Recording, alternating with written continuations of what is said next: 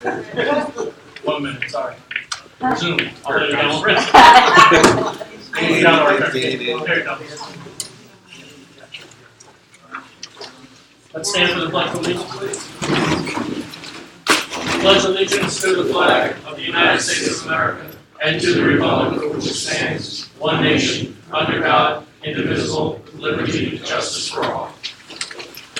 Have a roll call, please, sir. Councilmember Bouillon. Here. Councilmember Carter. Here. Councilmember D'Arigo. Here. Councilmember Wells. Absent. Councilmember King. Same one. Here. Same one. Okay. And Mayor Nolan. Here. What we'd like to do, we're going to do the public portion, but we're going to remove 170 so it stands by itself, R16 170. And let's open the public portion for any questions. Sorry. Yeah, let's do 170 first. Chief, where's Chief Bullet? There we go. Stand up. Come on up, Chief. I'm going to read our Resolution 16-170 for the record. There exists a need within the Highlands Police Department to make certain promotion based on the results of the current civil service promotional examination. Chief Blewett hereby recommends the promotion of Officer William Siegel to the position of Police Sergeant. Therefore, be it resolved by the governing body of Highlands, Police Officer William Siegel is hereby promoted to Sergeant William Siegel. I'll offer it. I'll second. Roll call. Councilmember Bouillon. Yes. Councilwoman Carter. Or Councilman Carter. Yes. Councilwoman D'Arigo. Yes. And Mayor Nolan. Yes. And the resolution is passed. Resolution passes. Come on up, sir.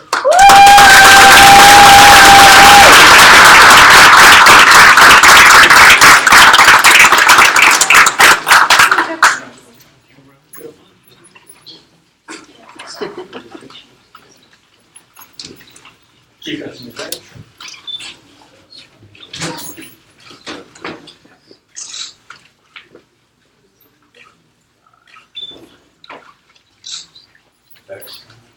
Yeah, wonder about the other.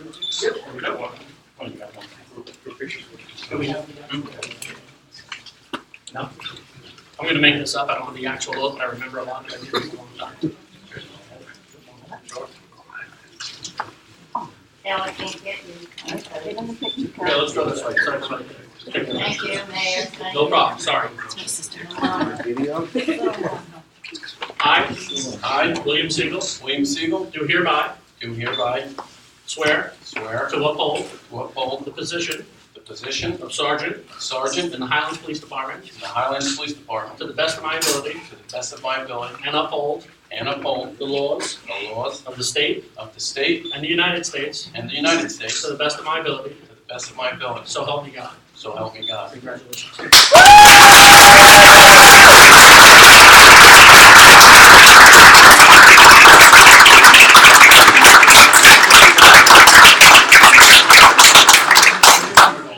Yeah, right? Good. Thank you again. Appreciate it. So we do. Let's take 5 minutes or so. Thank you. Let everybody get settled in again. And thank you to all of our first responders for the fire and first aid for everything you do.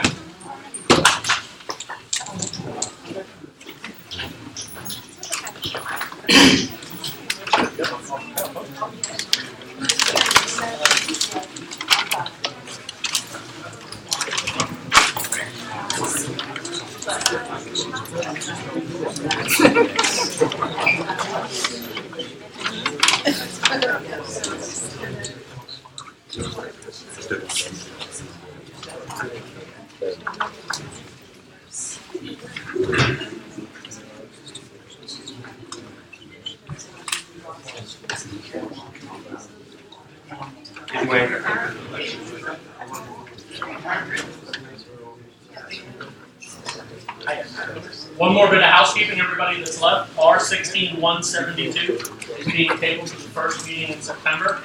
A few of the council people want to get some more information on it. We all agreed to wait till the first meeting in September. Just make that out, please. All right, Rod? Thank you, sir.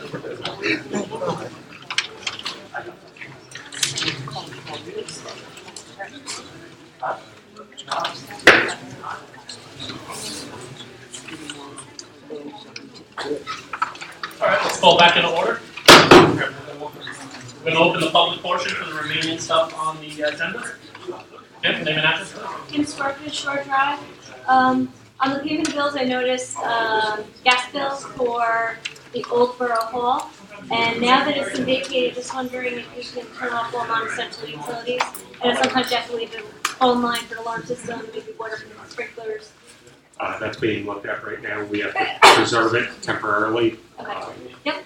No issues, but that is being addressed, even the amount of the bills. Okay. So once we get to that point where these issues are either to a point where they're being resolved or resolved, we'll be able to turn everything down. Okay. Okay? Anything And else? yes. On R16 166, the payment of unused sick leave for sick health. I understand it's contract payment. We're obligated to pay it. But I want the council and the borough to be a little more aware of what contracts they're signing. People are complaining that we have no money, we have no money, we have no money. Now all of a sudden we're dropping almost $100,000 on a former employee that left us with tilt up on the beach, a borough hall where our employees fell through the ceiling because they were looking for records that should have been removed years ago. He left us with a mess, and we're waving goodbye with almost 6 figures in unused sick time. And it's an abomination. We need to fix this. I understand there's contracts and civil service and laws that we have to abide by, but we can't be doing this in the future if legally we don't have to. So I know there's nothing we can do about it now, but the council and the borough's got to be more mindful of shit like this. It's ridiculous. I will comment on one thing, Ken, and that's all for obvious reasons. I won't comment on the other.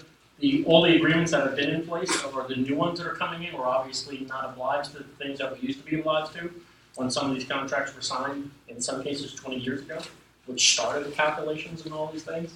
They put caps on a lot of things at the state level, and obviously we've held our end of it up.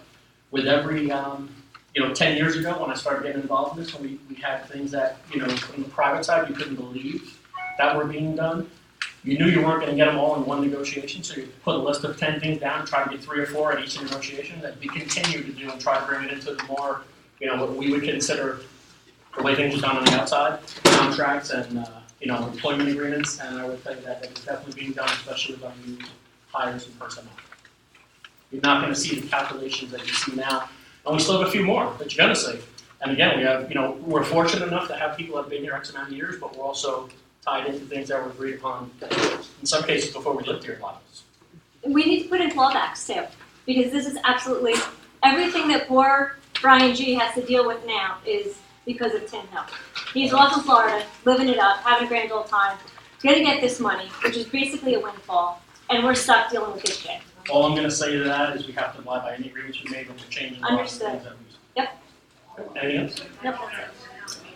Frank, I just want to. Can you name and address, I'm sorry, please? Emery, turning 29 Shrewsbury Avenue. I just want to, this amount was fully accrued for, I'm assuming. Is that correct? That's correct. Okay, so it's not actually, okay. Yeah, you're not going to bond for it or something like that, but obviously you work in the private sector as I do, and a lot of these, unless you're a certain level in a company, a lot of these things don't exist in our world. And quite frankly, if you've been around a while coming to meetings, so is Kim, you remember how it was 10, 12 years ago. It was 50 G's, everybody was getting handed walking out the door, and that's 100,000 in today's money, right? But a lot of that went away from the state level down, and again, we're going to I'll hold everybody to every contract, so I got to meet mine in too,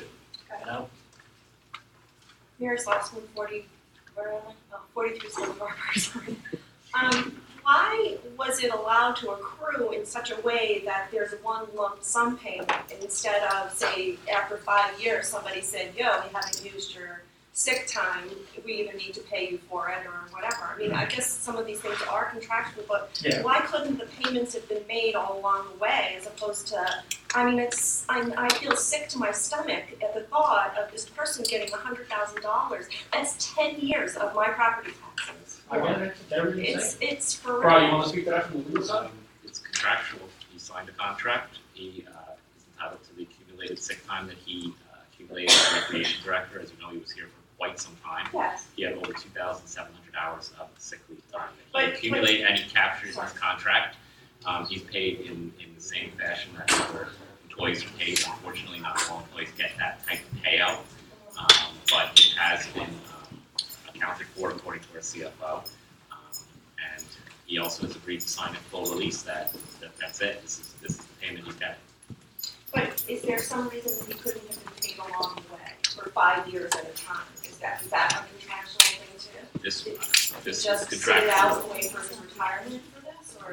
It's usually spelled out in the contract in that manner, and this is typically the way they're paid out. So, but again, they're not typically this type of amount. You've had an employee who's over 30 years, I think 37 years, so with over 2,700 hours of sick leave. So what can be done to avoid this? Exactly what you're talking about. We talked about doing things like paying what we do in the private sector, a 13-month schedule. So in the 13th month, which obviously there is one, it's financial month, you pay out whatever you owe on a yearly basis. We talked about that, but all those things have to be collectively bargained. So our contracts are up usually every 3 and 4 years, and I'm not saying to be opposed to that, our workforce, but those are the things that, at one point we had, no contribution for benefits. We tried to do things that we knew were gonna be where we could take care of our people and also try to help our own money on the budgetary side. And, again, these are deals that were signed, I think this one was 25 plus years ago. So that was every deal then.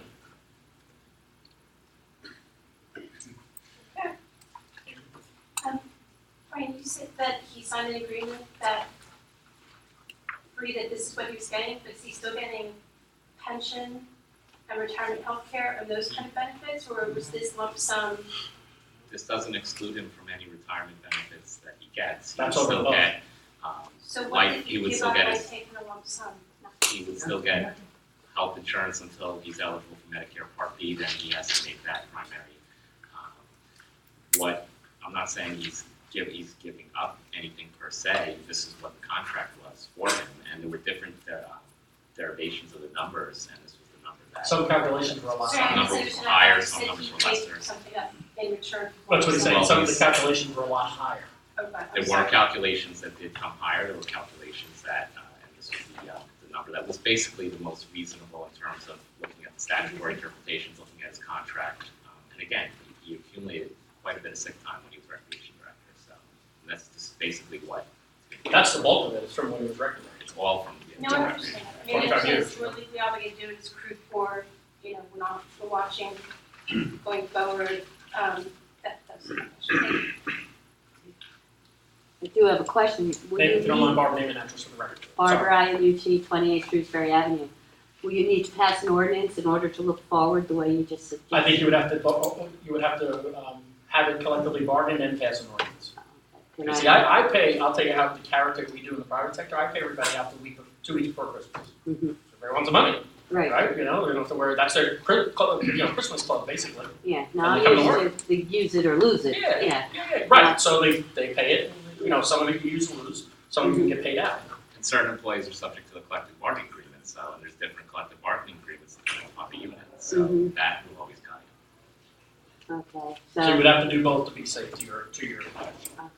We bargain in the next contracts and you probably back it up with an ordinance. Okay, well, could the council please possibly propose an ordinance to protect the taxpayers from these type of windfalls And pay of out civil yearly. service? You use it or lose it. Well, you can use or lose, but some they get no matter what, so you want them to come to, see the idea in my job, you want them to come to work and produce, not stay home just to use it or lose it. So if they come to work and produce, I'm getting something and I'm paying them, let's say 2 weeks of one, but I'm getting production of one. Where if they stay home, you're getting nothing, and in some cases, you've got to bring people in to do the job, or pay some overtime. So I'd rather pay them out and have no cap at the end, and no one loses anything. You accrue for it, on a yearly basis, and you pay it out, and again, the caveat would be the second week of December, and a lot of people like that. Mayor Slauson. So is there anybody else right now who's working for the borough? I wouldn't speak to individuals, So but who gets 15 days of sick time? My sister works for the biggest law firm in the country, and she gets 5 days. because it's a private position, it's a whole different world in municipal life. But 15, that's insane. Listen, I get 3 weeks vacations, I've been there 8 years in my position, so I get what you're saying. But the reality is, That's many that's people that- vacation. I We're understand, talking sick time. I understand, many people get it. 15 days. I don't wanna, again, I don't wanna talk to individual people if they're, Depends on the service. when you're fortunate enough to have a lot of good people that have been here a long time, there's, certain things you gotta pay for. And each collective bargaining agreement has a separate set of rules, so depending upon years of service, they can. And in fairness, from where we were, let's just say 6 years ago to now, the borough's sitting in a lot better position financially than in those things individually, not including obviously paying out $100,000 to something someone's entitled to. But we're sitting in a lot more partnership-like place, if you will, with our people who are absorbing a lot of costs that nobody did 10 years ago. Being involved with several of the new employee contracts, we're very astute to that, and Kim said it best, we're not gonna allow that kind of stuff to happen again. We inherited, as Frank said, a lot of these contracts, we just have to execute, blame it a tough pill to swallow, and we're gonna be diligent. I think that two of the people who are gonna be coming up started when I was in high school. You have an idea what we're talking about. It's fine. Do you have a limit on the amount they can make for each sick day? For each sick day? Yeah. Whatever you're paying. The dollar amount, you mean? Yeah. I don't know how does that work, Pat? I assume it's by their salary divided by, It's all contractual there, so it depends what union you're in. so it can be 50 grand a year, whatever it's divided by whatever the work days are. Some sick pay is capped at $15,000, sometimes you get half your sick pay when you leave, but we just have to defer to the contract when the. Many of the new things have been capped where they were never capped before. Oh, that's a good thing. You probably got about 80%, if not 90, of people now working for you that are capped and are paying things that no one ever paid 10 years ago and we never capped. So there's also, if I can add, there's also a law that goes back, I believe, to 2010, I could be wrong on the year, that no additional sick time can be accrued above those numbers, and I know that was part of this calculation. So no additional time can be accrued than what was earned as of that prior time. You still got a couple more that are coming. That depends on the position, whether You're you're right. appointed, there's a lot of. The good news is our CFO is screwing for it. You may not swallow it well, but it's, we have to, part of the fundamental agreement is we hold up our end. They're holding up theirs, so. Ms. Bucko, please. I have two more questions on the resolutions. Okay. 174, we don't have any information now on these, so we have no idea what they are. So in other words, you're not seeing the opened up resolutions anymore like you used to. So who are you awarding the contract for the web hosting and maintenance? It's to a company called Zumu, and the award is $4,400 for the year. $2,000 is for web hosting, $2,400 is for webmaster services. The contract would run from October 1st, 2016 through September 30th, 2017. So we're effectively eliminating short graphics. Okay. Is that correct? No, that's actually I technically just- not correct. okay, They did what's not- the- Shore Graphics declined to bid on, to submit a proposal So they didn't for submit a a proposal. revised website. Well, no, I mean, the agreement obviously eliminates our authority, not that we eliminate it. Yeah, they chose not to put their, hat in the ring, basically. Right, and from a cost measure that $4,200 a year equates to $350 a month, which is half of what we're paying now with Shore Graphics. Okay. Now, what about the Grand Tour right of way? What is that? 178? 5355 Grand Tour. I can speak to that if you'd like. Please, Dale, I know you're involved in that at another level. Basically, it's a subdivision on Grand Tour. And right now, the existing buildings that are there come out inside the right of way. So basically, and it's not out in the roadway, but the right of way extends past the road limit. So basically what council would do is to allow them to continue to exist there so that the planning board can adopt a subdivision. That's all it is. The one section is 4 feet of an encroachment on the right of way, and another section, the stairs are 6 feet. The stairs are basically, and it's been that way for some time. So this is just allowing the condition to continue in connection with Well, the on land. that side of the street, there's a big ditch, so they have to come out. Or go in the ditch. They're going in the ditch. So, Either underground parking or come out of it. Right, exactly. Anything else, Ms. Buckley? No, that's it. I just want to clarify one other thing while we're looking at it too. 176. This is person that I'm anticipating appointing tonight. We are getting reimbursed roughly half of that on the drive from a workforce program. Yeah, she's part of a work program through the state, and as part of the job training, I don't have the exact numbers, but it's approximately half her salary for 6 months. So we're going to do employment for 6 months, and obviously we're going to be reimbursed for the 6 months, and we'll reevaluate at that point. We know we have a couple of employees that are not here right now. We don't know when they're coming back. We have, obviously some folks filling in, doing a good job, but to your point, Ms. Bucko, a lot of the stuff we're not getting anymore, this person's gonna be part of that, you know. We had a conversation at the land use board that myself and Councilman Carter on, and, you know, a lot of this, we're not getting a lot of the things we used to get there. Hey, this person applied for this, just so we can do our own research before we go to the meeting. So we anticipate this person being part of that answer. And we are getting reimbursed for roughly 50% of the money, so that's always a good thing. Well, who's the full-time cashier to? I anticipate us offering Donna Conrad to go from part-time to full-time. She's already obviously there, as you know, and she's been with the borough, 15 years or so, off and on, mostly on.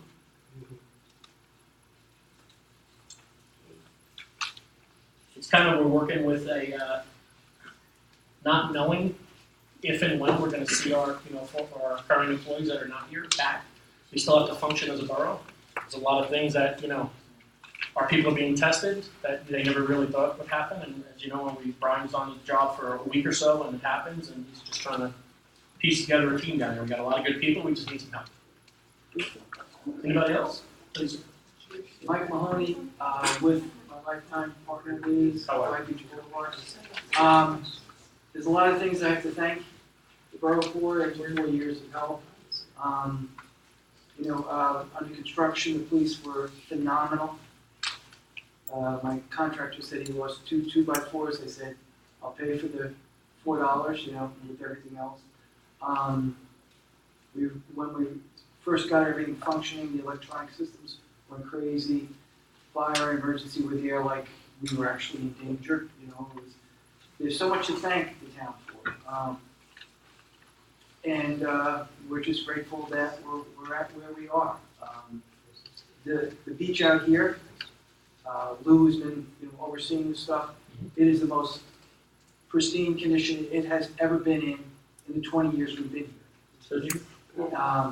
The landscaping around this building, everything is just like unbelievable.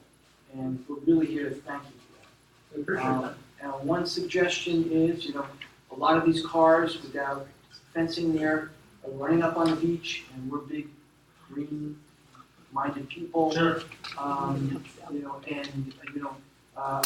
be willing to even offer my own services to put in a fence, preferably not. Going this way, yeah? Yeah, not a chain link fence, but I know what you mean. something that's beach. Some kind of natural barrier where you're not. Right. You see that in a lot of places. I see it in Belmar.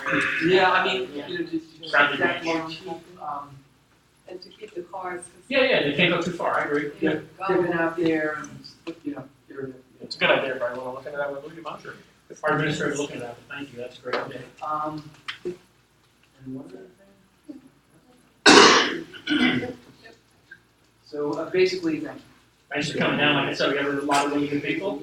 We seem to be adding to the mix with the folks that are coming on board. And good news is we're taking everybody to the next level. So I appreciate you coming down. Thank you. Lou and his guys are great. Yeah. So that's great to hear. Thank you. Pass that on the right way. Yes, ma'am. Hi, How you doing? Okay. long time no see. How you been? We used to be bunk buddies close to it, right, when I was down there in South Bay? Yeah, Year and a half. I thought there would be improvements on South Bay with you living there. Yeah, see, then I would have been locked up. So Oh. that's what Anyway, gotta be fair. Resolution 16-171.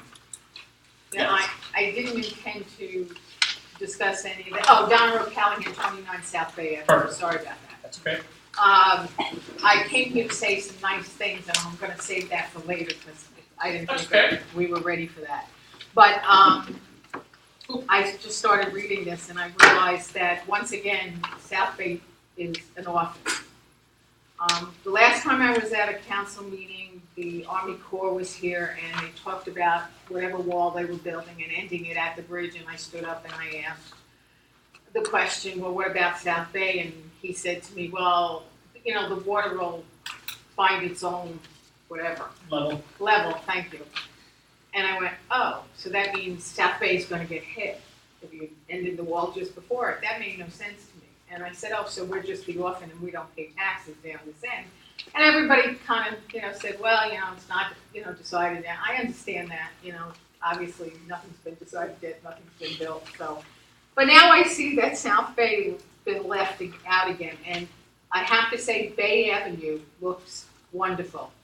I am very proud of it, but it seems that a second phase of Bay Avenue streetscape project is up for approval, and I don't see anything specific going on down on South Bay, and I know we don't generate a lot of traffic, people think, but we do. Here's how I would put it to you. This is phase 2. Okay, That doesn't mean this is the last phase. okay, We had money earmarked for another project that we're allowed to use for this. We want to bridge, and to your point, we want to bridge the most populated and driven areas and walking areas first. Right. That doesn't mean we end there. That doesn't mean we can't go more on down here and down there. okay. This is just phase 2. We had 607,000 available. We're going to use 608. Pat's going to find the other 1,000 or 608.5, whatever the number is. And I think we're going to do base bid 1 and alternate 1. So they're going to be pretty much complete now on our main driven and walk traffic areas. That doesn't mean we can't do the rest, to your point. Okay, This is phase 2. Phase 1 left out half the middle of the town, because that was just the way the grant was, and that was what we had to do. I just would like to be remembered Understood. down on South Bay. I won't tell you that we're stopping at phase 2, but I'm sure there'll be more programs down the pike in, next year, or whatever it is, that we can tack on. Well, Especially because that's so well received, like you said. 20 sidewalks down there, only thanks to the bridge construction. That's a Sorry. whole nother conversation. Yes, we won't go there, thank you. You're welcome. Anything else? Anybody else before we vote on these? Okay. We'll close the first public portion. I will offer the consent agenda. Does anybody have anything? Obviously, we already did 170. Anything else they want to take out? We already explained what we wanted to talk about the temporary administrative secretary. We talked about Tom Conrad, potentially putting her full-time, depending on the vote comes out. Everybody's okay with the bond reduction? We got a letter from T&M saying they were good with that, right? Yep. So, okay. I will second. Second, Nicole. Roll call, please. Councilperson Guerrero, Yes. Councilman Carr, Yes. Councilwoman D'Arigo, Yes. Mayor Nolan, Yes, please. and the consent agenda has been Okay. We got resolution 16163. That is authorizing application to open space trust fund. Who wants to speak to this? I have it in front of me. Work to determine the form and other details not to exceed 572 reprints amount of general obligation. 163 is different. I apologize, 163, I got that. Want to read 163 for the record, Rod? Resolution authorizing the Borough of Highlands to make an application to the County of Monmouth for open space trust funds in the amount of $150,000 and to provide the balance of funding necessary wherein the total cost of the project, including matching funds, is $300,000. Okay. Anybody have any questions or concerns on that or want to speak about it? Anybody want to offer it? I'll offer. Okay, second. I'll second it. Offered by Councilman D'Arigo, second by Councilman Carr. Roll call, please. Councilman Briano, Yes. Councilman Carr, Yes. Councilwoman D'Arigo, Yes. and Mayor Nolan, Yes, please. and resolution 163 has been approved. Okay. 166, I think we spoke about, that's approving payment of unused sick leave to Mr. Hill. This is what is, you're obliged to pay by contract. You approved for the money, Mr. CFO, correct? Correct. With that, I'll offer it. I'll second it. Roll call, please. Councilwoman Briano, Yes. Councilman Carr, Reluctantly, yes. Councilwoman D'Arigo, Yes. and Mayor Nolan. Yes. Resolution 166 has been approved. Okay. 171, we talked about awarding phase 2 to the Bay Avenue Streetscape project. This bridges basically our two natural business districts. I'll offer, and knowing that we have most of the money, base bid with alternate 1. Is everybody good with that? Yes. Would you like the second? I would like to second. Okay, second by our Council President Brian. Just for clarification purposes, the award would be to Tony and Son Inc. as the lowest responsible bidder for base bid and alternate 1. And you vetted all that out and we're good. And the amount of $608,000, $514. Bids were reviewed by the borough engineer as well. Okay, and so basically we're 1,500 over the money that we already had allocated, correct? Correct. Okay, so we have an offer, we have a second, have a roll call, please. Councilwoman Briano, Yes. Councilman Carr, Yes. Councilwoman D'Arigo, Yes. and Mayor Nolan. Yes, please. Resolution 171 is passed. Dwayne, we're gonna put 172 on for our first meeting in September, okay? We need some more clarification on a couple of things before we speak about it. 173, that was the one I had, I apologize. Delegating authority, 572, to refund bonding and sale to NTIA. Anybody like to offer this?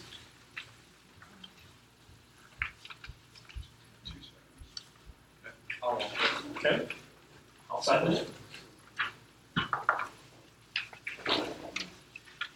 A roll call, please. Councilwoman Brianna, Yes. Councilman Carr, Yes. Councilwoman DeRigo, Yes. Mayor Nolan, Yes, please. Resolution 173 is passed. I also want to say thank you again, Brian, for taking care of these government auction things. I mean, we had a lot of, I know we talked about the budget committee for a couple of years when I was on it, and I'm glad to see it getting done. Thank you very much. 16177 is emergency temporary budget. Pat, you want to speak to that basically? Sure, it's that time of year again. We're still in a temporary holding point on our municipal budget. We were ready to adopt in March. We're waiting for the state to release some aid numbers. I understand that the governor's going to be speaking Friday on some type of announcement.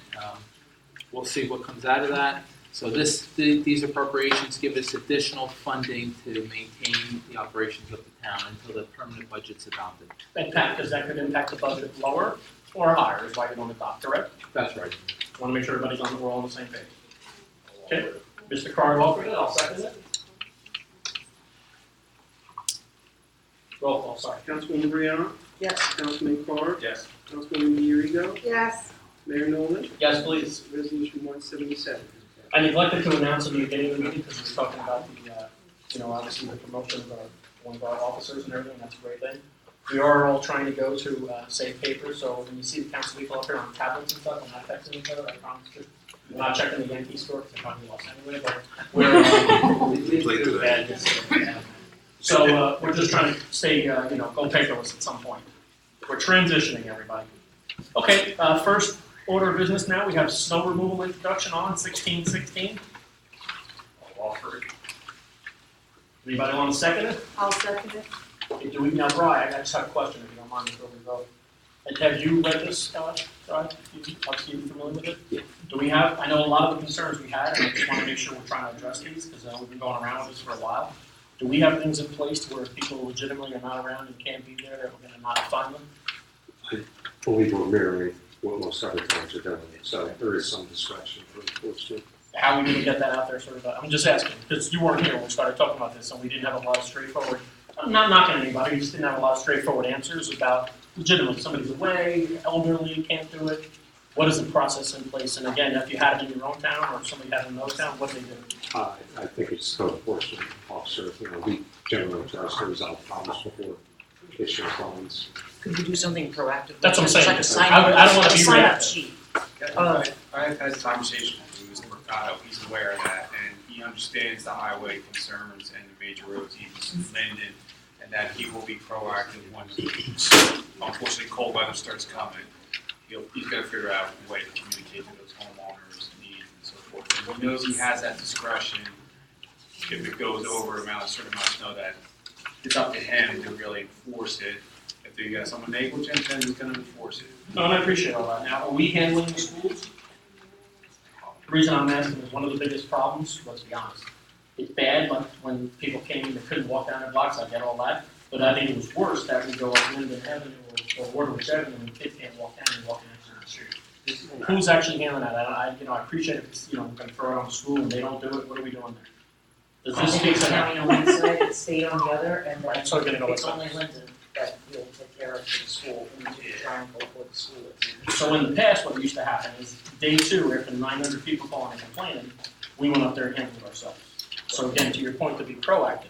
To be proactive, I think it would be prudent for Brian to reach out to both state for 36 and not to plow into, there's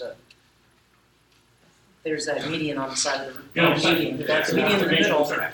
And then on Doesn't have to hold the up the side of the shoulders, I just road, wanna make sure we're there's a covered. good 4 or 5 feet, but what they do is they plow curb to curb, so then the residents of Route 36 get 6 feet of snow because they've got 4 lanes all going onto their sidewalks. So it's, There is legitimate issues. Listen, there's It is no a legitimate legitimate issue for somebody who is, definitely able and just doesn't show. That's obviously not a legitimate issue. And then Linden is a county road, or Right. it comes down into Bay, so then there's that issues with the county. So I guess if you just have some kind of conversation now before it's an issue, to get something into place, because nothing's ever been said to them before. Right. And so they were not aware of these types of issues. Okay. And I don't know also that we have for the one. disabled and elderly, I think what we should do, and I'll work with the new webmaster with this, to have some kind of a sign-up form, so that people could be made aware ahead of time if somebody isn't physically able to shovel their snow and they don't have nice neighbors that will help them out. Sure. So that we could have a little list there that either our guys or volunteers or somebody else could just help. And to your point, we have that in place in September, Yes. not after the first snowfall. Haven't done that. That's all I'm worried about. If someone has an issue with they can't remove it due to physical or medical issues, they're to contact code enforcement in 12 hours. That's built into the ordinance. But if somebody had an ongoing chronic issue that if Why wait till they the would just- snowfall? why wait? If they've made aware of these names and addresses, then you could always have just a compiled list. And the issue with the sidewalk, and I appreciate it, everybody's right, it's not, quote unquote our road or, our problem, but there are kids. That's the, that's the downside. We can point fingers at the county, as soon as somebody has a problem up there, got the big kiddies or something, the fingers coming back to us. So basically, the walkway down has always been a challenge, probably. Coming from the school, and the corners are always a challenge, because they just, obviously the plows come, and that's just the natural way they deposit it, and they go over the sidewalks, and, they're gonna plow them for people to park there, let's plow them for our kids to walk down there. Okay, Mr. Crowd, I believe you offered it, correct? Yes. Okay, do we have a second? I'll second. Okay, roll call. Councilwoman Brianna, Yes. Councilman Carr, Yes. Councilwoman D'Arigo, Yes. and Mayor Noel. I'm gonna vote no, because I want some more answers, but we got a public hearing, I guess, at the next meeting, or the second meeting in September, Yes, and we'll give some more information then. Okay, see if we can come up with something, so we can feel a little more comfortable about proactively. Thank you. South Bay Avenue Pump Station, no parking. Who's speaking to this? I know we're introducing, but I want to know what we're introducing. Chief Lewis requested this. It's already done.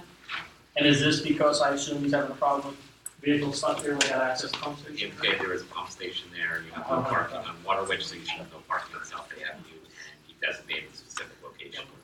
And I think DPW had an issue too. And it's already painted yellow? Yeah, Okay. and the curbs too.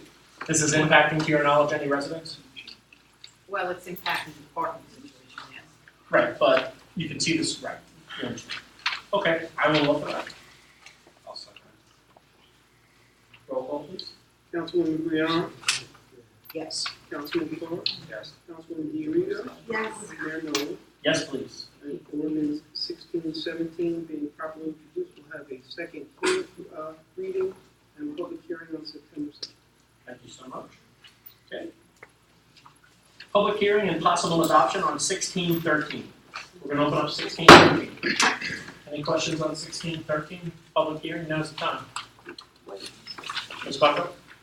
No? Well, I don't understand why it's an ordinance when you just approved it in resolution I think that there's a 173. dollar amount reason, is that correct, Mr. CFO? Yeah, it's a second reading for a refunding ordinance. So what that means is that we're gonna refinance our existing debt, just like redoing a mortgage, and we're expected to save 6.6% cost savings, which comes out to be about $53,000 to the town.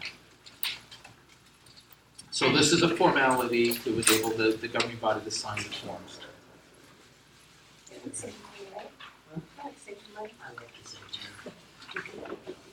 Anybody else?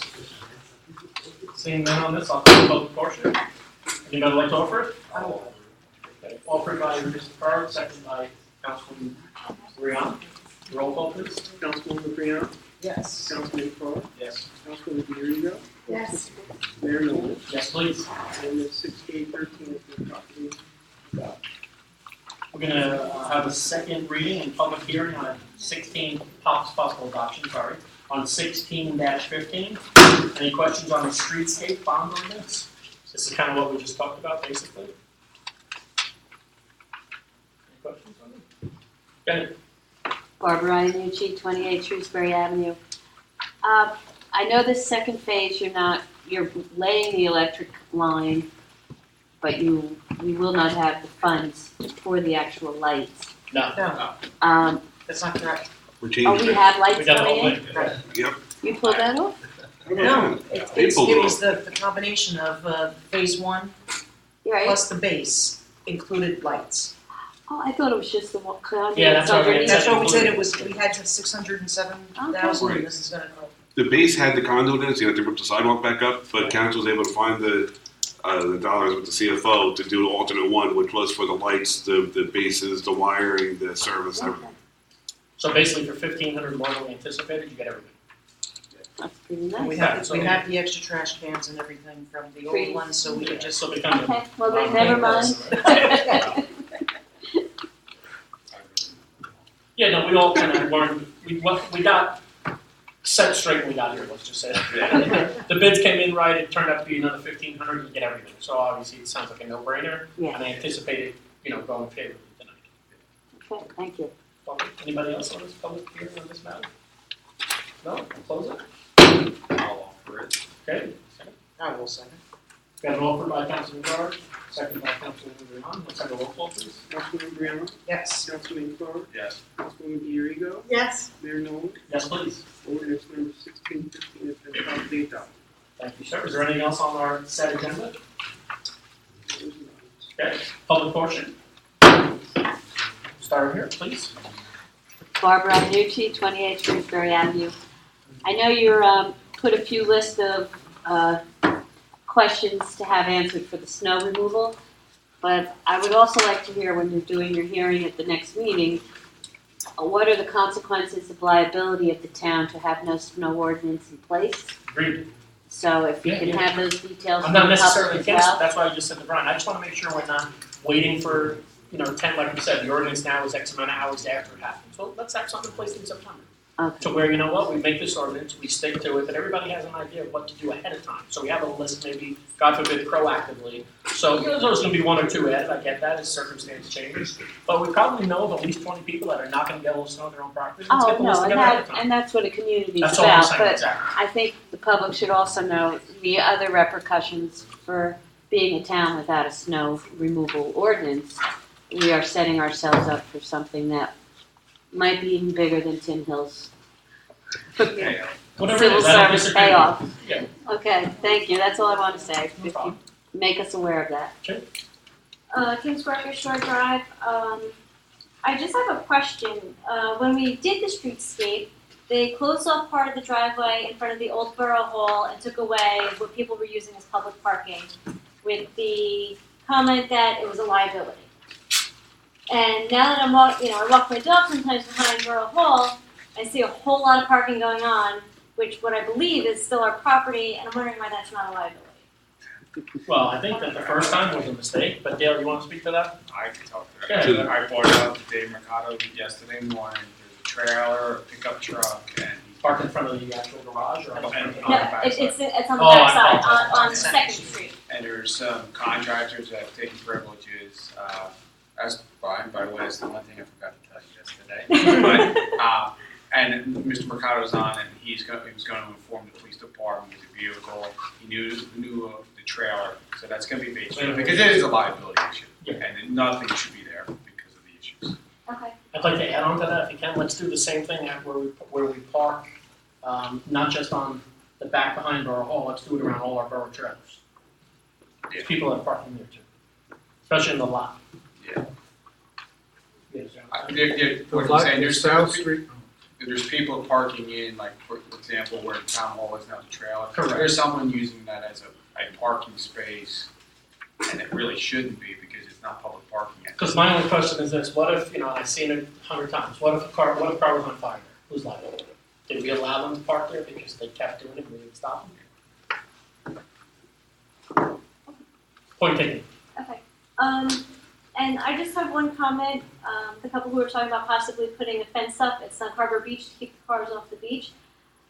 I know there, and I just want Brian to be aware, I know there's an issue with whether or not that's actually our property. So they may be able to put the fence up without, maybe just a fence permit. They don't have to discuss it with the borough. Sure. That's been discussed with Lou. I know Lou, the new super DPW, he's working on Miller Beach now. We probably emulate that kind of fencing over here for safety purposes. But yes, the property, we have to, the attorney, we have to work that because technically it's not our property. Yeah, a little more wrinkles here than down there, obviously. So, we have to give Lou the fair handshake and get things cleaned up. Like, when he's on. That's all, thank you. No, you do something. Oh, I'm gonna say something. Well, I came this evening, not because of any ordinance or resolution or anything. I came here to thank,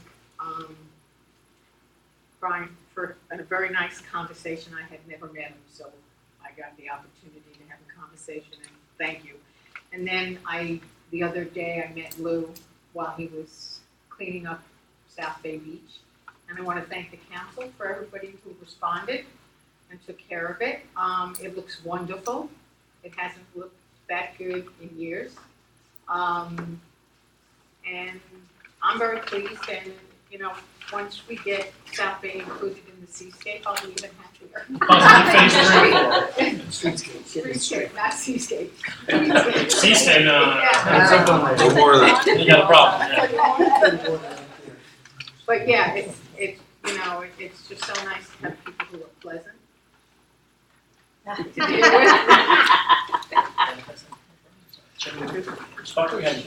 Of course. Carol Bucko, 330 Shore That she'll Drive. get a sidewalk. There are some things that are old and some things that are new. Well, they're mostly old. I already talked to Chief Lou when he was here before about the cars and the ferry. Short drive? Yes. And the fact is that, I guess, unbeknownst to me, the ferry is paying for the officers that are directing the traffic.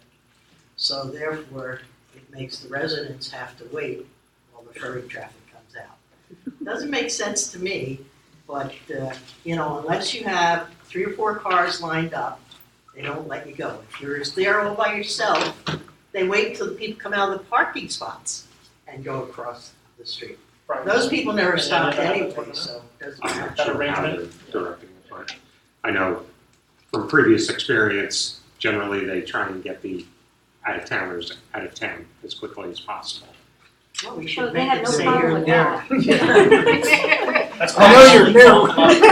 Actually, they used to come out without stopping anyway. So, you know, we had to be very cautious there.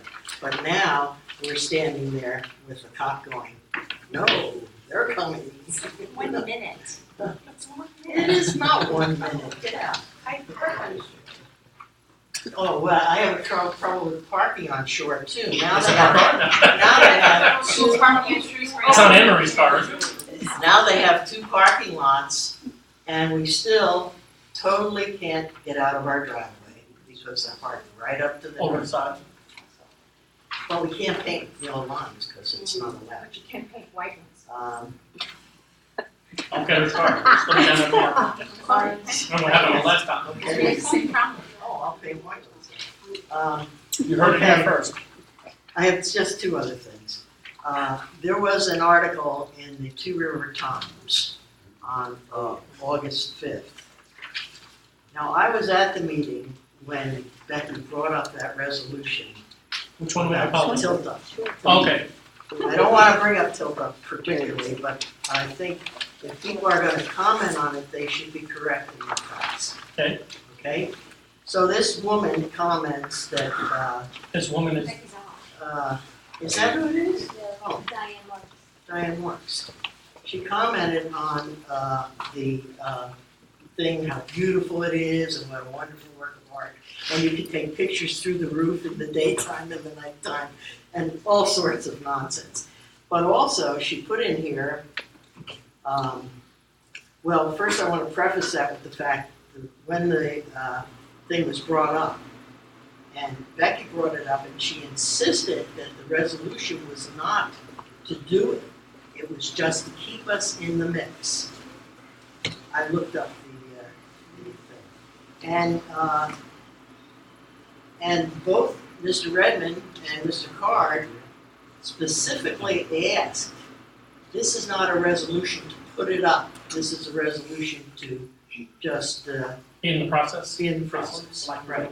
So then they went ahead and did it. And then this woman says, the mayor and Councilman Kane Wells would like this decision to be put to a vote on a referendum to ensure the entire community understands the issue and has a say.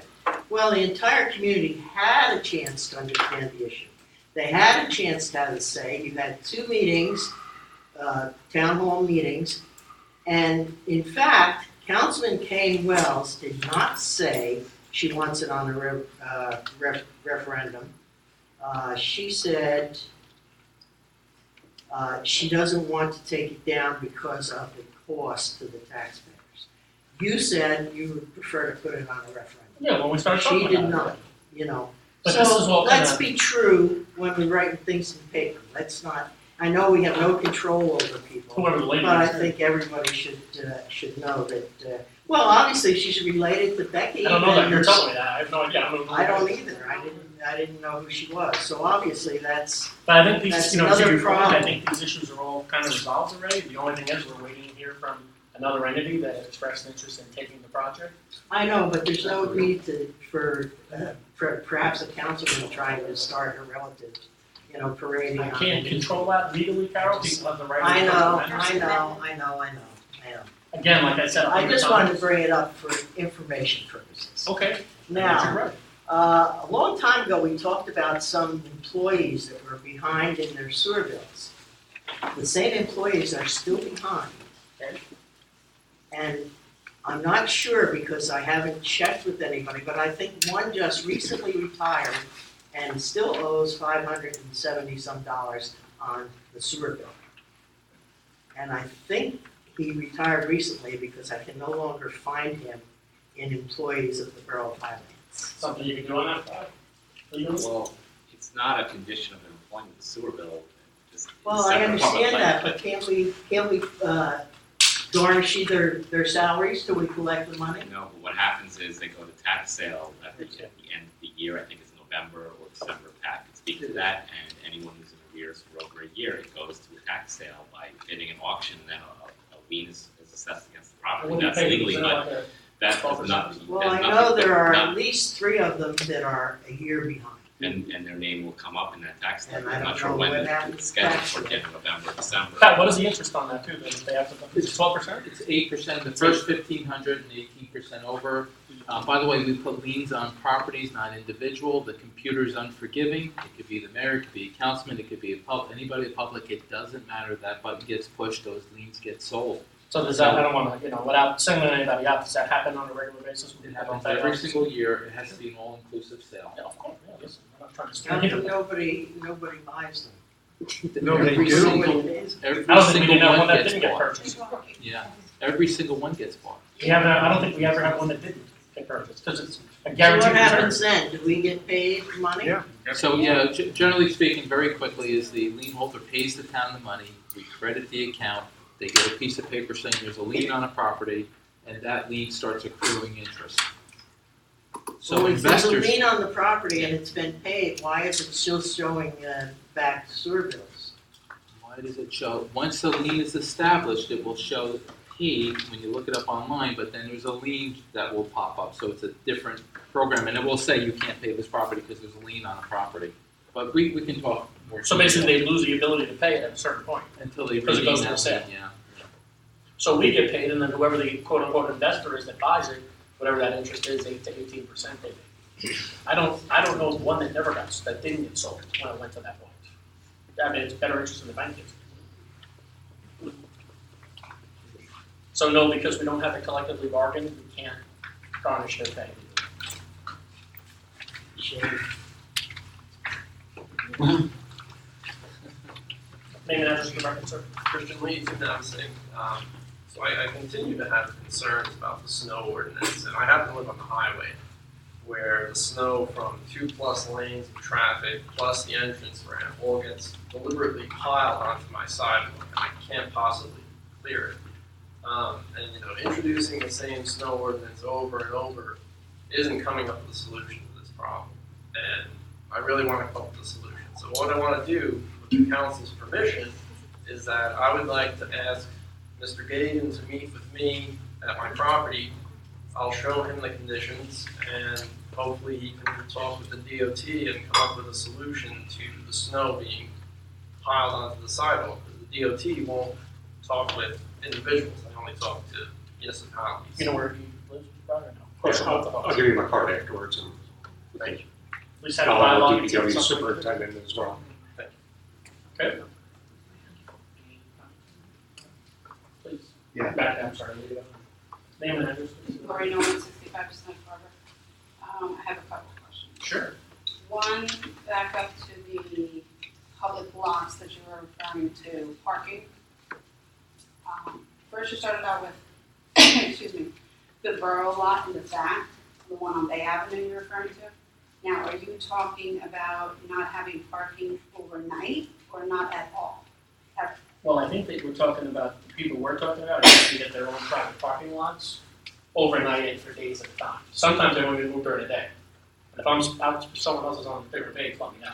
But it is a public parking spot, so you could park there technically during the day. Right, you would think you're doing business somewhere nearby. We're talking about the people that are, as you know, you've denied, driven the town and seen it, or they park overnight for days at a time. Sometimes they'll even move it the next day. Right, but you can't say yes to one and not to the other. So my question is then. You can do it dawn to dusk type of thing, or dusk to Right, dawn. well, I believe that's our ordinance now. As for instance, like Havana's parking lot, which is not theirs, but it's borough lot, that is as well, I believe, no parking overnight or something to that effect. Let me pull that up. I think you're correct. I think you're correct. Overnight. Okay, so I But we just try want, not to obviously impact them during their business hours, Right. but you know. but people that live down in that area, whether, I mean, it was brought up for safety reasons. I don't think that parking there in the back, or even the front, if you parked there and you were going to the post office, I guess, is it a public lot or is it not? Because if it's not, then you need to make it very clear and close it off. If it is, then we need to put signs up and state whether this is dawn to dusk or what it is. Same as you had down by the beach, same as you Clarify. had. I think technically you were never supposed to park in front of that when it was active, especially that garage door, and the overall, people still did. Right. But to your point, it should be a dusk to dawn. Well, whatever it is, but I just think you need to figure out, because you're going after for what you're going after, I understand what you're going after, but it needs to be clear, are these public lots that are available to everyone to use? Or are And if they- so, what time? Right, and if I mean, you not, gotta then clarify it, you need obviously. to put something up and say that no one can park there.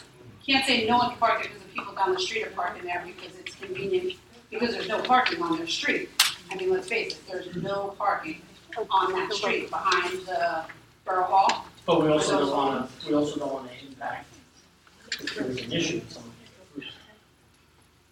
If you can't get through, emergency vehicle, things like that. you're saying blocking. Sure, you don't wanna block it, obviously. So you have to, it's gotta be a fine line. We obviously have, sympathy with people that have issues, which is a lot of parts of the town, parking, because not everybody has a garage, and, blah, blah, blah, blah. But the reality is it's a good point, you gotta be clear, You you gotta can't hurt clarify. some You people gotta be cannot be consistent. up. It's really not fair, I mean, even for some of the people over here, you have the skateboard parking lot. Obviously, some of the homes around Ocean Avenue and stuff don't have, I mean, you drive down this block, there's not a spot to park. Right now it's a challenge. There is not one single spot, and almost every house has a driveway, and they're parking in the driveway and still have nowhere to park. I think that to your point, it should be dawn to dusk. Well, whatever you think as the mayor and That's council. just one vote. But I just think you need to target the entire town and all the lots, and not just No, be spot pick selective, this yeah. one borough lot and start picking that apart, because it won't be fair for the people that live on that block that really are struggling to park, even if it's during the day, something, look into it a little further is what I'm asking. Second question, about the yellow lines that Carol keeps referring, I do have to say, I went down and I looked, in fact, I took a picture, Carol, and you are 100% right, that the people are parking right up to the curb. I mean, they're not even giving enough for an inch to look to pull out, and it is very difficult. A lot of people are riding their bicycles and walking, because we do have somewhat of a bike trail, I guess you would say. So people are coming down that way thinking that they're okay, and boom, you're gonna have an accident. I don't understand how come a private property, I guess that would be, can't put yellow lines up. But then how come homeowners in this town and other spots have yellow lines in front of their parking lot? I don't know. Because You if know one that can do answer, it, why can't the others? I have been complaining for Waterwich Avenue since we've done the streetscape overnight. It's almost September again. We still don't have the yellow lines on the corner, and the kids are gonna start walking. Those summer kids walked, I sat out there myself. No one was there to cross them, and there was no yellow lines. And those businesses there, I've asked for you to just go and politely and ask them, please tell your patrons to not park on the corner. It's not even our patrons, it's borough employees, it's borough people, it's people that live around the block. Someone's gonna get hurt, and it's not gonna be good. So who's gonna be responsible when a kid gets hit on the corner over there? Dale, when are these sidewalks going in? The new ones for the second part of streetscape, they'll be starting within a month, within 30 days, once they get contracts in and everything. Aren't we not done on Shore Drive and Waterwich? We are. So why can't we put the yellow line back? Good. Can We we get want that to. done? That's the problem, see, there's talk, whether it's rumor or not. Doesn't that PD department People- determine that? People don't want these yellow lines because now we have these beautiful new streetscape, okay? That's not what But we getting still yellow even lines? have crosswalks. Crosswalks. If you have the also. crosswalk, Okay, does then people will see that you're not supposed, I mean, even though they should Crosswalks are know going that they in. shouldn't be parking. Right, the there. crosswalks are But going those in white within a week or line- so. Crosswalks Those are however going you in. do in the crosswalks will delineate, will help delineate where the corners are. Well, we gotta have it. Absolutely. Yeah. So you're talking about the yellow lines, I'm talking about you're talking about the white lines, I'm talking about the yellow lines. There is no regulation on driveways with yellow lines, we've been all over this. Yeah, I know. forever. And However- actually, we did have yellow lines before, and when we thought that they were fading, we tried to paint them, and we ended up in court with our lovely police department, and We it remember cost that. us big. But there's Well, still it's many speaking of people that baby- have yellow lines in this But town. everybody else does. Right, The other, private and public, and I don't C understand Street why does, some and so can the have it, but some apartments can't. there do, It just doesn't make sense. everybody to me. has yellow Yeah, lines. limited crosswalks going back in? Within the next week or so, they'll be back in. Can we get them to change Before the- school starts? Yes, because that's the intent. They gave us color samples today.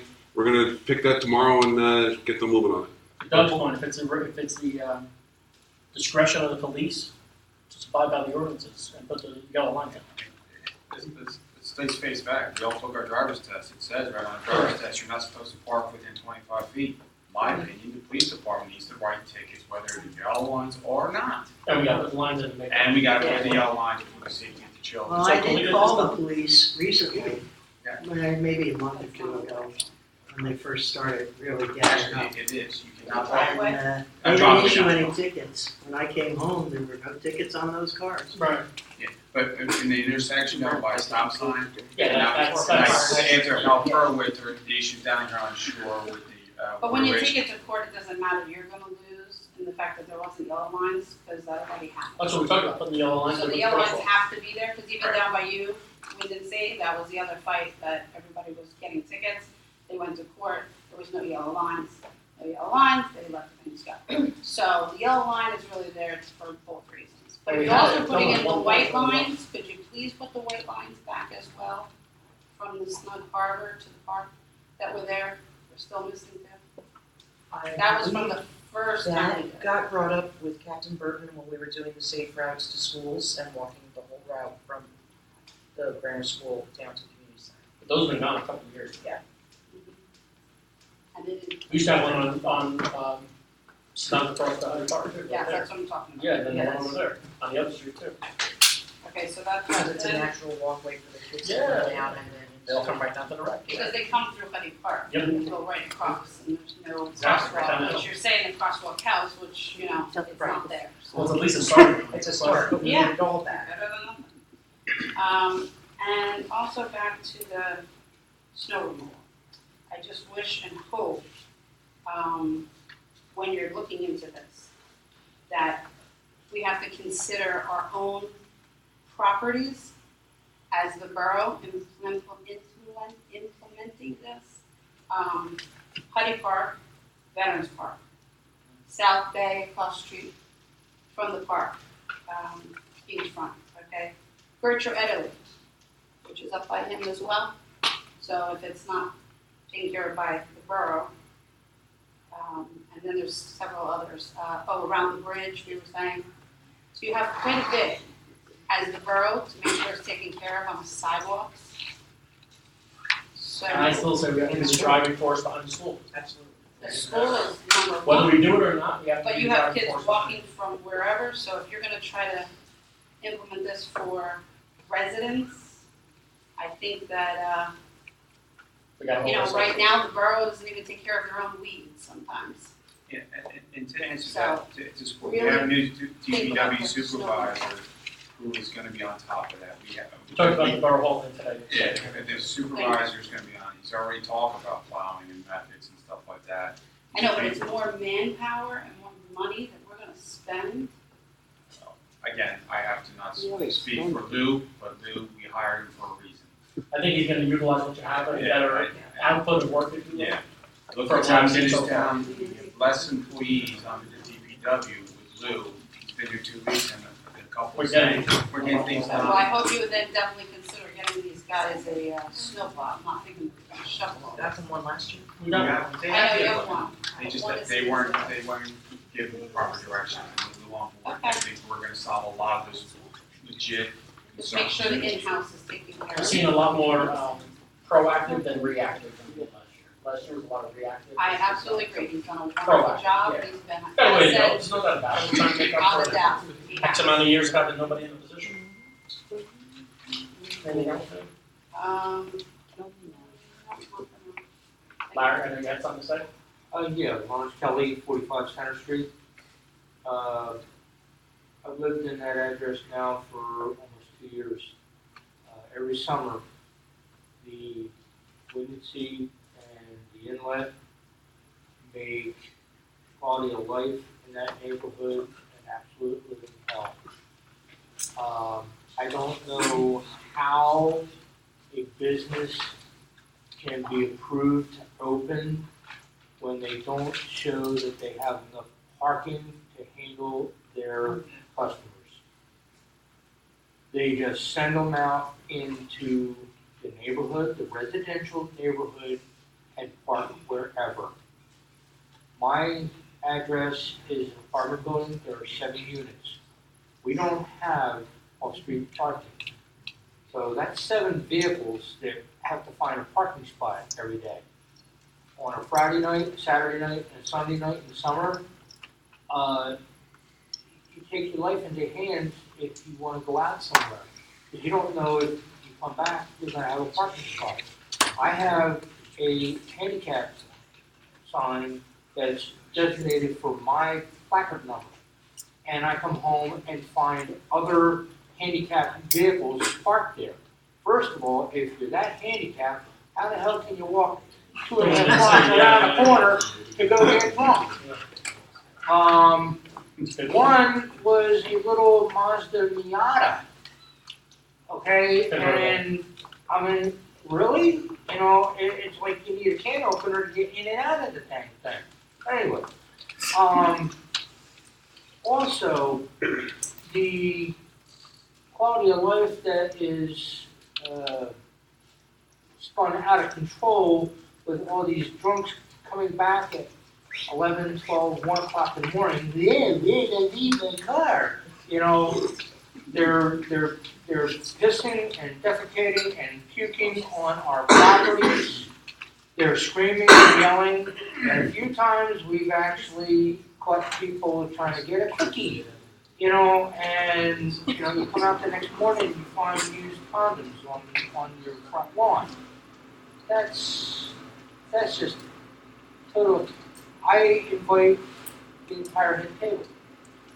Come drive around Cornwall, Center, Jackson, John, this Friday evening and this Saturday evening to see what the residents, year-round residents that pay year-round taxes are going through.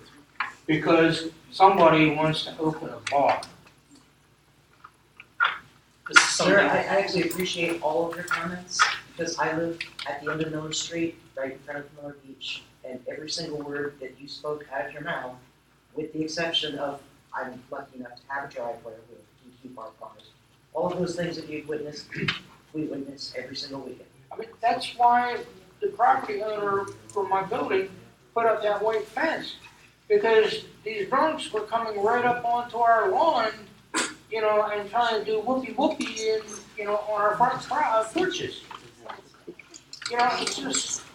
You need a stronger PD down there, they need to start arresting people. And that's what you have, that's what has to I'll happen. speak to Chief Blue about it. We gotta start. I've called Because the, I I've live called down the there too. police, I've called the police down when people are parked in my handicapped spot. But they say, oh, he's got a handicapped placard, we can't ticket and tow him. He can park there for up to 24 hours, the state law says. But the sign has my placard number on it, not theirs. So why is my placard number on there and I can't chase this person Is that right, down? Brian? We're talking about, put you on the spot, I never heard of that. They said my number on that sign is a borough level. Being able to park there for 24 hours is a state level. So we Okay, can't sue which the I, state? you know, I find kind of ridiculous, you know, because I don't have, I mean, I looked all the way up towards Lusty Lobster, all the way back there, I was like, where am I gonna park? It's bumper to bumper everywhere. Let Brian have a conversation with you offline here, The chief blew it. with Chief Blue also, our administrator, and you before you go home. He's gonna get your information, has a couple ideas that we're gonna try to, but to Doug's point, we need better enforcement. I'm not knocking, Joe Blewett or anything else, but we need better enforcement down. Okay, can I also Please, go ahead. ask, how is a business allowed to open and operate when they can't provide their own? I thought that was always part of the planning and, you know, So my zoning and regulation all that was kind of done, stuff. whatever, about 15 years ago now it is, right? 2000, so 16 years ago. There was They, I believe property, they just recently got up on their occupancy rating, like 800, 900 people. well, yes and no, but to your They have question 20 of some how parking spaces. the question of how it happened is they were able to rent spots off the site at another lot. That's how they were passed that, 16 years ago. Okay, So, in return, Treasurer, I can answer your question, because I paid for the transcripts from the planning and zoning boards from those times, and I'm a Shrewsbury.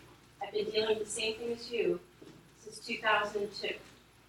They testified under oath that they were going to have a family-style restaurant with no more than 165 patrons and employees at any time. They got a variance for parking spaces based on that testimony.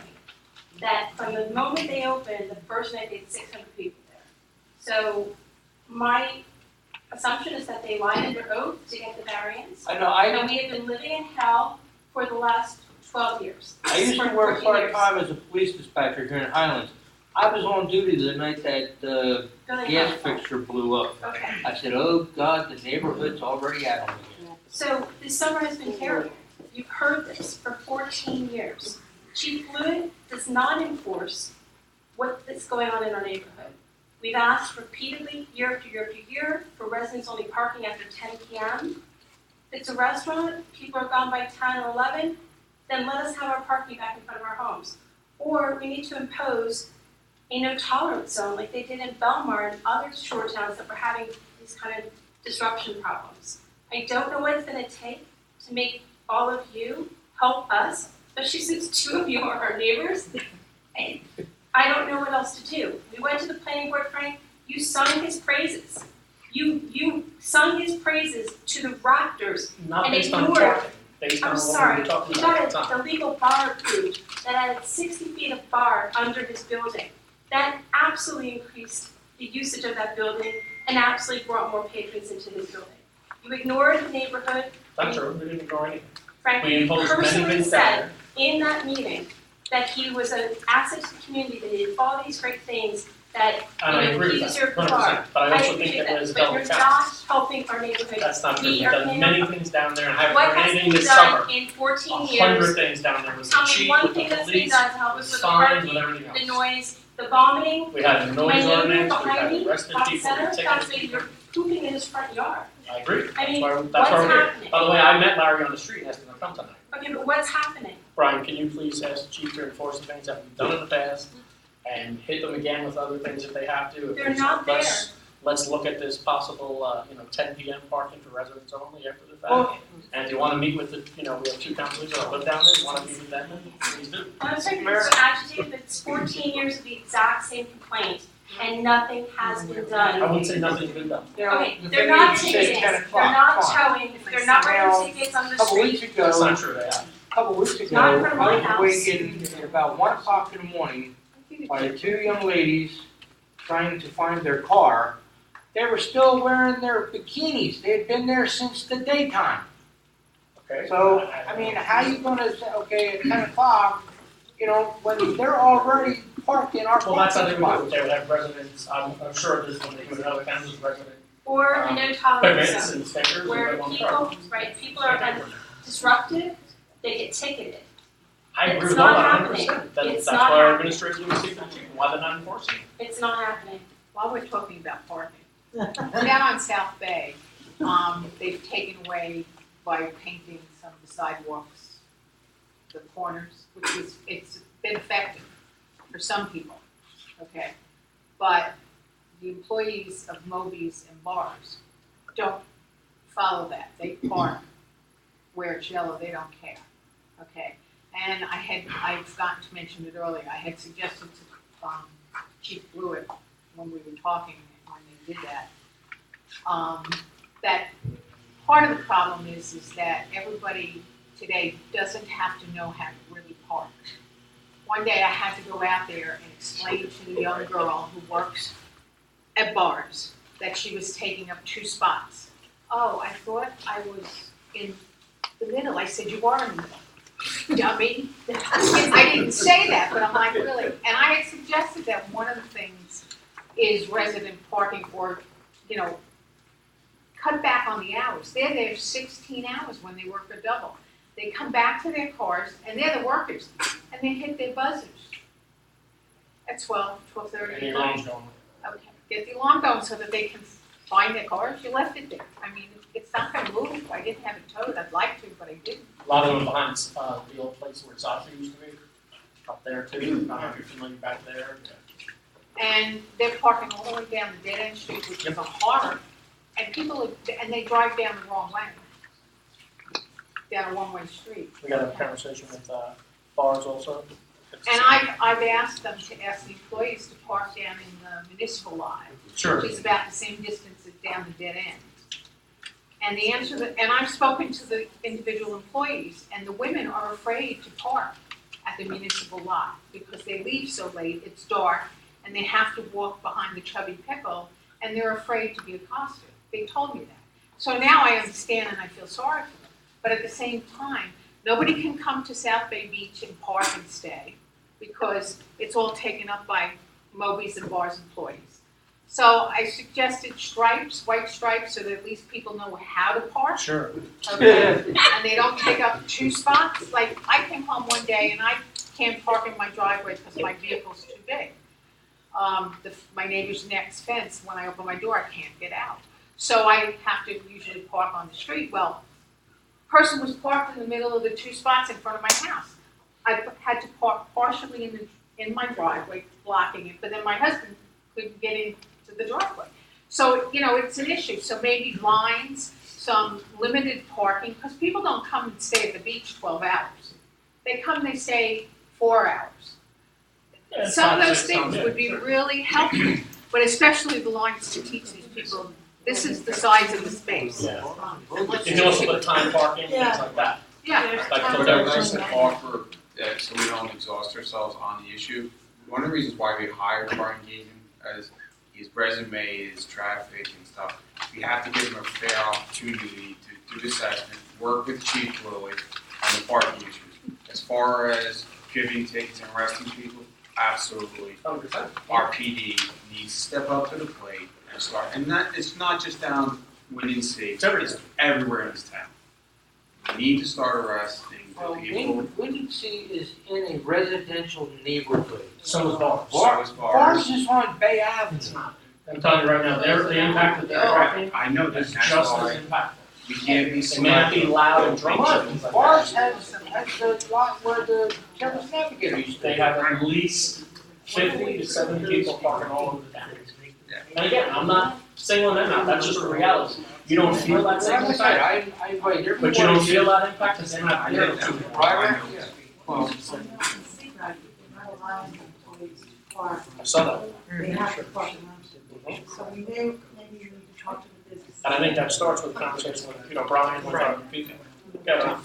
Arnie Hang on, Feud, guys. Arnie Feud, 50th Street, about 50 Valley Street. What I wanted to offer was that we have the garden, and until it's sold, we would entertain a quarter of an acre to be leased for public parking or private parking. And I've gone to these business owners and offered that. And they don't take me up on it. But I think if you tightened up on the parking, give the Yeah, that's what I'm spaces talking back about. to the people, there is an opportunity there to park. Okay. So I'd be happy to entertain that. To the point, there's several other properties Sure. in town that are in proximity that we could utilize again and trying to help Brian out here. He's been on board for 2 months. The incidences we have, he has to do his critical assessment so he can work with Chief. Your inputs are all valued. Absolutely. Give him an opportunity on the parking issue. It's a growing pain problem we have in this town, especially with all the new curb cuts that with the lifting, things are changing. But thank you, Arnie, and if we can find other property owners who are willing to do that, it's a resource that we can give to the. We're utilizing some of our own. Yeah. Right now. But it's an issue. Name and address, please. John Nicoleros, 63 Valley Avenue. My house is the last house before it drops, right, on Valley. And since May, we noticed that the street was kind of caving, going lower, this puddle. And it caved in eventually, and ended up getting bigger. I don't know if you guys have seen it, it's like an uphill. It's been like 15 feet, 10 at least, if not 15 feet low, and it's wide. They put the metal pieces on it. It's getting bigger, and it's only towards my property. So it's been May, and now we're talking about August. So it's 3 months. So I just want to make sure that The state's taking ownership of that. The state is aware of the problem fully, and they're on it. Now, Dale's been instructed, we've been up there, and we're hammering them to fix the problem. It's their pipe, it's their responsibility, but at that point, we're not gonna let your house be in jeopardy. Dale, I don't know where we sit with getting them. What's the next move, Dale? Get back in touch with them again and just kick them in the tail section one more time. I mean, it's been an ongoing thing to keep them moving on it, but there's been no action you can see. They've got to go through their channels and Have we given them a drop dead date? We haven't. We need to. Because otherwise, I'll just let it go. If some reason keeps That's my it point. No, I understand. Do we know what we're looking at, Dr. Wilson? We know that. For us to fix it, you're talking probably in the 30 to 50 range. That would be the letter I send. Listen, by September 15th, if we don't have some kind of idea what we're doing, we're gonna go ahead and we're gonna send the bill to you guys. Dale, is this part of the We can't Department of remain staff. Transportation That's stuff? right. That's the Well, the whole- only that, but I have pets. There's 2 kids out there. Yeah. I mean, yeah, but the other thing All that's those happening, scenarios. the other thing that's happening, it's my second request, is that's a dead-end street. Bunch of summer traffic comes up, and they constantly keep coming that way. There's no dead end. There used to be one. So they keep coming. We have 2 kids. My neighbor has 2 kids. I have pets. And they keep coming down that street thinking there's an exit. So get a dead end sign. I need to get a dead end So I sign. think that happens, right? GPS is probably telling them it goes right through. Yes, yeah, of course. So- By the way, the telephone pole is kind of like very precocious because people come, they come into my driveway, they back up, they don't think there's a telephone pole until they hit it, and they hit the telephone pole. So I've picked up a lot of car parts on that thing, and I keep warning them, but they can't hear me. So Just let them know about the 21st, we need to hear back what's happening, that's our second meeting in September. Sure. If not, I think we should introduce an ordinance. What's funny, what's sad about it is I've been up there with Dale, dealing with that, and we told the state, I says, we fix it, you're getting the bill. Yeah.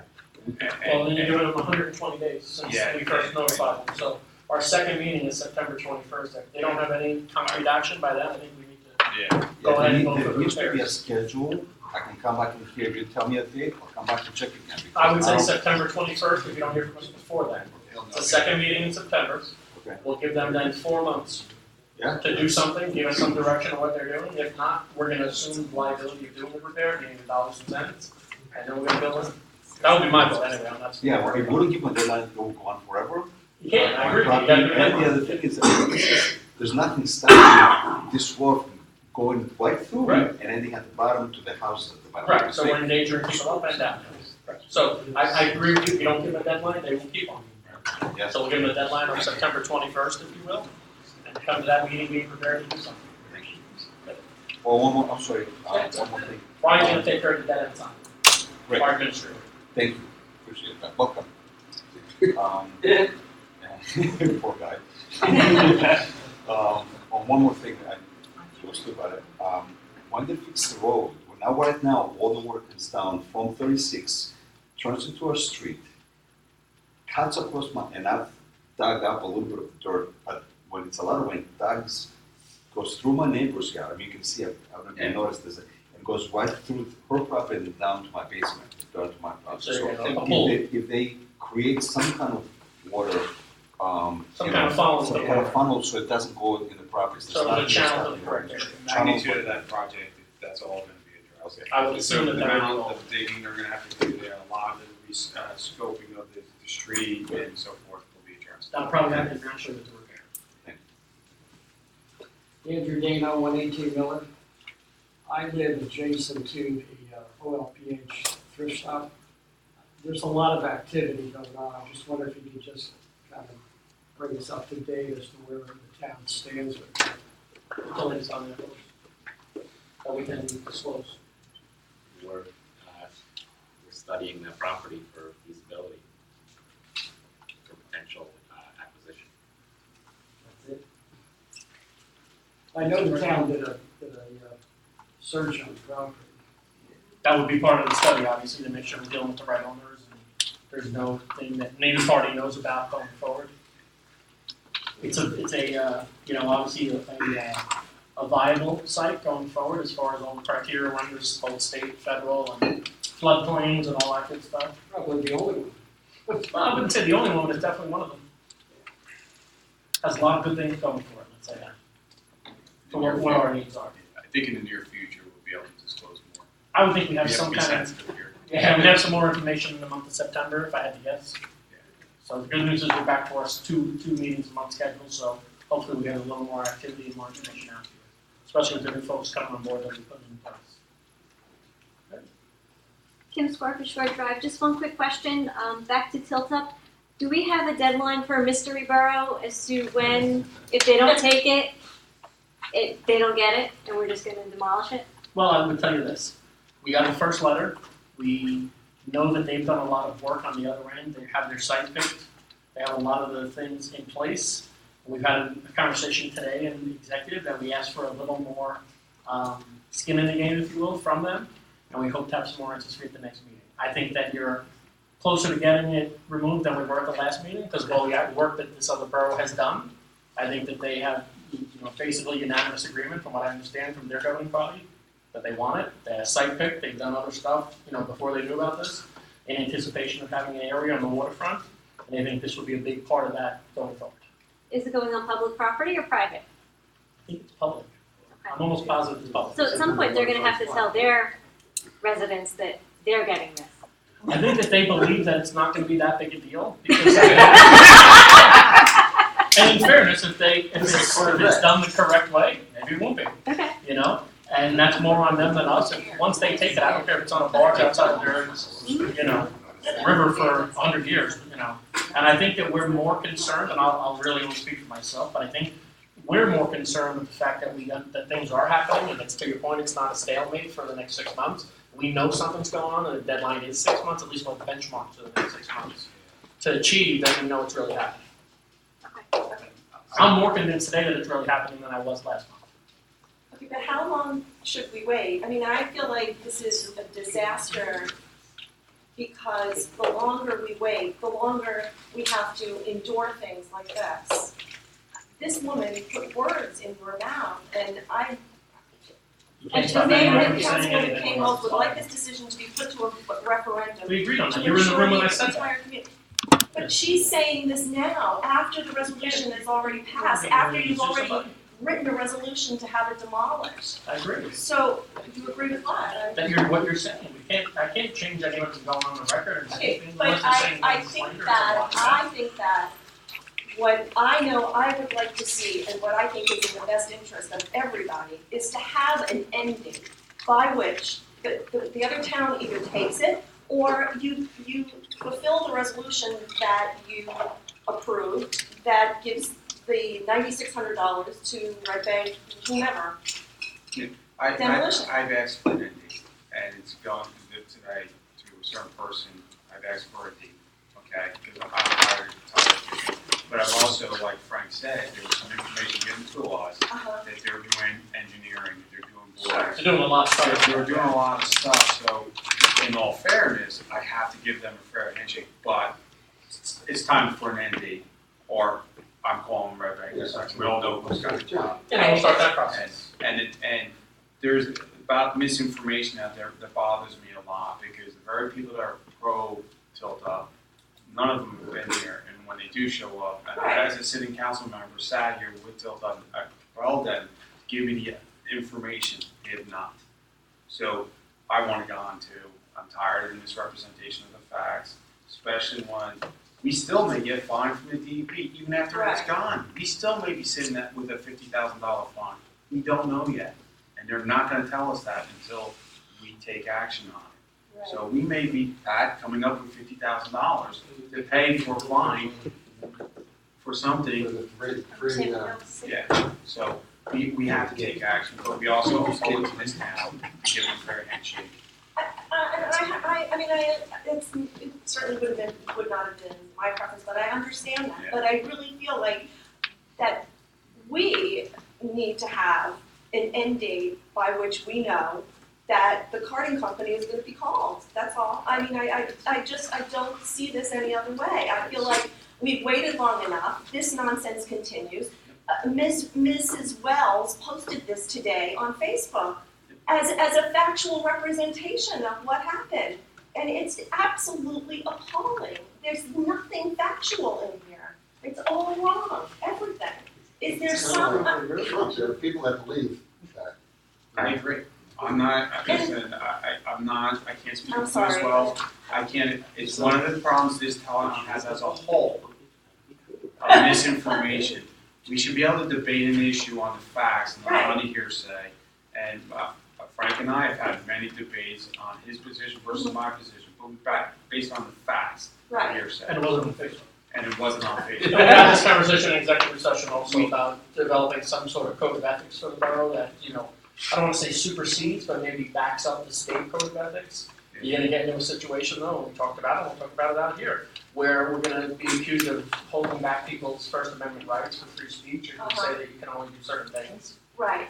Well, and what if the person said on there that we said at some point, or I said it should be for a referendum? I did. Are they misrepresenting that it was at the last meeting or today? I don't disagree with you. Of course, if that's the case, that's what they're doing. Well, the point is, I don't think that you would be asking for a referendum now after Of course the not. resolution Right. It's already over. It's and done. We that's said the that. implication in here. Again, that's implied. Right.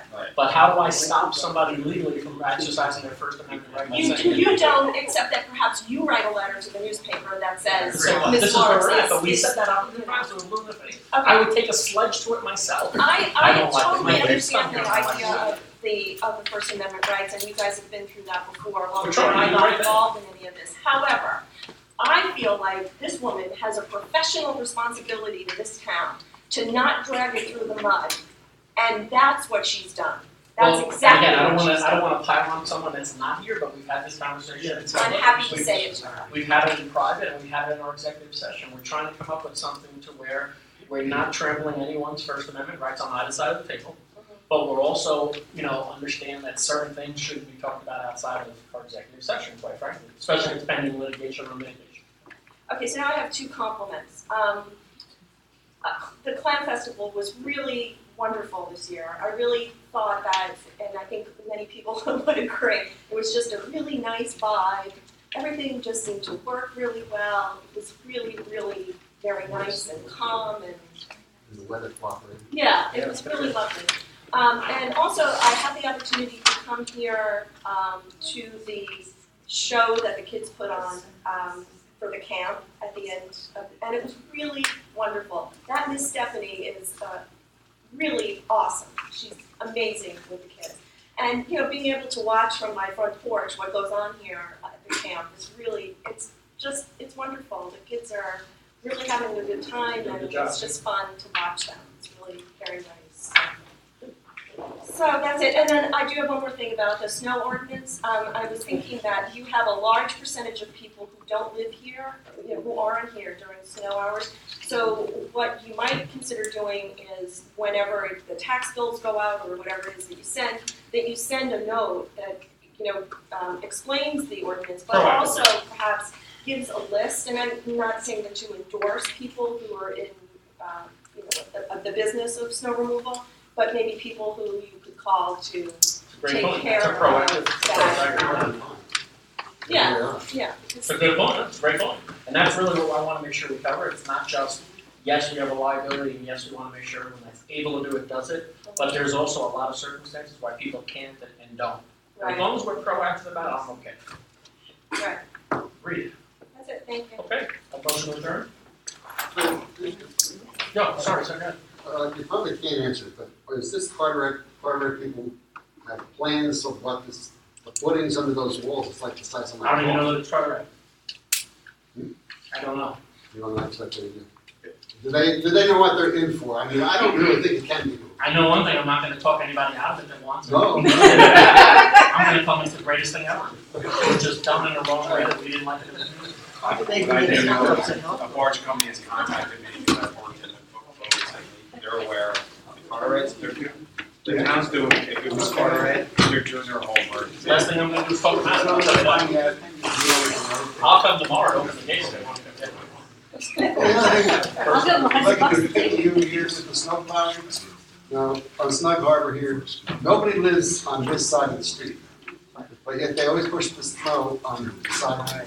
That's one of the conversations we already had. They There's a couple of can streets that pivot have the that. blades on the snow plows. They can push it all against the bulkhead and not front of our driveways right after we. I agree with you.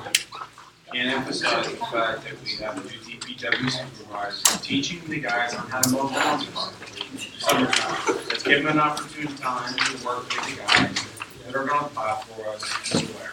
And I think like in the past, there's probably at least 10 to 15 people who want to come on board on a case-by-case basis to help when we have heavy snowfall, that we don't employ all the time, we're gonna pay them for it. And I think it's the right direction, to Mr. Barnes' point, with a supervisor that's been there in a big town, and we have a supervisor that's probably one of their leaders. So, you have somebody in place now that actually, will be proactive, because there's no one filling that position in the past. And I'm sure has seen it all, with all these snowfalls and Palm River and all those big towns down there, that we're gonna see a lot of things change. Well, I don't know how many streets there are in town like this where nobody lives. There's a handful, if you think about it, there are. You would think nobody would have to tell the driver.